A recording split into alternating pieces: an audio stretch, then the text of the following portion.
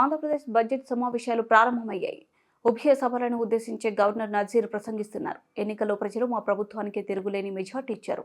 ప్రజల కోరిక మేరకు కూటమి ప్రభుత్వం ఏర్పాటైంది. గత 5 ఏళ్లలో రాష్ట్రం అనేక ఇబ్బందులకు గురైంది. గత ప్రభుత్వ పాలనతో రాష్ట్రం ఎంతో నష్టపోయింది. సూపర్ 6 పథకాల ద్వారా ప్రజలకు మేలు చేస్తున్నాం. అధికారంలోకి వచ్చిన వెంటనే ల్యాండ్ టైటిలింగ్ యాక్ట్ రద్దు చేశాం. మెగా డిఎస్సి దసరంపై సంతకం చేశాం. అన్న క్యాంటీన్లు తెచ్చి పేదవాళ్ళ ఆకలి తీరుస్తున్నాం. కూటమి వచ్చాక రాష్ట్రాన్ని గాడిలో పెడుతున్నాం. మా ప్రభుత్వం వచ్చాక తలసరి ఆదాయం పెరిగింది. అవకాశాలు ఇస్తే ప్రతి ఒక్కరూ మెరుగైన సేవలు అందిస్తారని నమ్ముతున్నాం. ప్రతి నెల 1వ తేదీన ఇంటికి వెళ్లి పెన్షన్లు అందిస్తున్నాం. పేద విద్యార్థులకు ఉపకార వేతనాలు అందిస్తున్నాం. విద్య, వైద్యం, మౌలిక వసతులపై ప్రత్యేక దృష్టి సారించాం. 2047 నాటికి స్వర్ణాంధ్ర కళను సాకారం చేస్తాం. బీసీ వర్గాల సమాజానికి వెన్నెముక వారి కోసం ప్రత్యేక కార్యక్రమాలు, స్థానిక సంస్థలు నామినేటెడ్ పోస్టుల్లో బీసీలకు 34% రిజర్వేషన్లు, ప్రజల జీవన ప్రమాణాలు పెంచేందుకు అనేక పథకాలు ప్రవేశపెట్టాం. అర్హులైన అందరికీ సొంతిల్లు ఉండాలనేదే మా ఆకాంక్ష అని తెలిపారు.